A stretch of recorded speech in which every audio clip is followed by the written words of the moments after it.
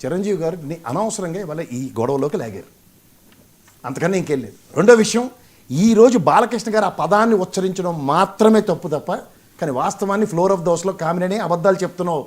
వాస్తవం ఇది. ఎవడవన్నీ అక్కడ గదమాయించి మాట్లాడిన ఉదంతం లేదు. ఎందుకంటే చీఫ్ మినిస్టర్ గారి ఆఫీస్కి వెళ్ళినోడికి ఎవరికైనా దమ్ము దేని ఉంటుందా? ఎంతసేపు అయింది మమ్మల్ని బెల్లరేటని. చిన్న వంశీ గారికి కూడా చిన్న సబ్మిషన్ ఇస్తా. ఇదే గౌరవ ముఖ్యమంత్రి గారు చంద్రబాబు నాయుడు గారు ఉన్నప్పుడు గోద్రాలర్లో నరేంద్ర మోడీకి అమిత్ షాకి ఎత్తిపోతల పథకం ఉన్నప్పుడు 2.5 గంటల పైచిలుక సీఎం క్యాబిన్ ముందు వెయిట్ చేశారు, ఢిల్లీ నుంచి స్పెషల్ ఫ్లైట్లో వచ్చి. అప్పుడు కూడా ఆయన స్థాయి ఏంటో తెలుసా? అక్కడ గుజరాత్ ముఖ్యమంత్రి గారు, గుజరాత్ హోంశాఖ మంత్రి వాళ్ళిద్దరిది. ఇక్కడ ముఖ్యమంత్రి గారికి రాజ్యాంగపరంగా ఒక డిస్క్రిటివ్ అథారిటీ వాళ్ళు. మనం ప్రజాస్వామ్యంలో ప్రజాప్రతినిధులు ఎన్నుకుంటే ప్రజాప్రతినిధులు అందరూ ఒక ప్రతినిధిని ఎన్నుకున్నాడు, ఆయనే ముఖ్యమంత్రి, ఓ తండ్రి స్థానంలో ఉన్నాడు. అంచేత ముఖ్యమంత్రి గారిని గత చైర్ని ఈ చైర్ని ఎవడన్నా అగౌరవపరిస్తే తగదు. ఇది ఫస్ట్ ఎవడైనా గ్రహించగలగాలి. ఇది సభా మర్యాదలను ఎక్కడైతే ఉల్లంఘనలు జరుగుతున్నాయో, సభకి సత్యదూరం అన్న పదం చాలామందికి తెలిసి ఉంటుంది. ఇది అసత్యం సార్ అని మాట్లాడడం కూడా తప్పది. సత్యదూరం అనే పదమే వాడాలి.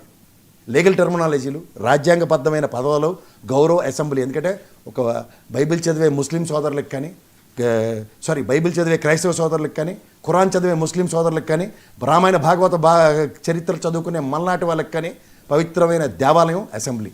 అసెంబ్లీలో కూడా ఇలాంటి దగులుబాజీ మాటలు, పనికిమాలిన మాటలు మాట్లాడితే సంస్కారానికి ఆమడ దూరంలో ఉన్నారని అర్థం. అంటే బాలకృష్ణ గారికి ఏదో ప్రివిలేజ్డ్ సర్టిఫికేట్ ఉంది కాబట్టి ఎక్కడైనా ఆ డెకరమ్ని మెయింటైన్ చేస్తారంటే కొన్ని సందర్భాల్లో అవి సముచితం కాదు. అంటే ఎవరికైనా ఇది కూటమికైనా అసెంబ్లీలో ఈ రకంగా ఉండాలి? ఎవరికైనా. ఇప్పుడు ఇది ప్రజాస్వామ్యం సార్.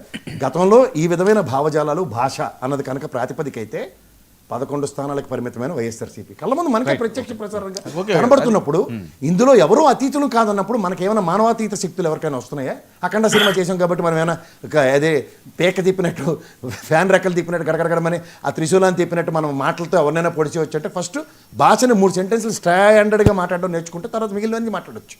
ఎందుకంటే పదానికి అర్థం పరమార్థం మారిపోతున్నప్పుడు, భాష మీద పట్టు లేనప్పుడు, అనర్గళంగా మాట్లాడలేని నిస్సహాయ స్థితి ఉన్నప్పుడు భాషని వికృతంగా ప్రదర్శించడం ముమ్మూర్తుల తప్పు. ఇది నేను చెప్తున్నాను. ఓకే వంశీ. వర్మ గారు,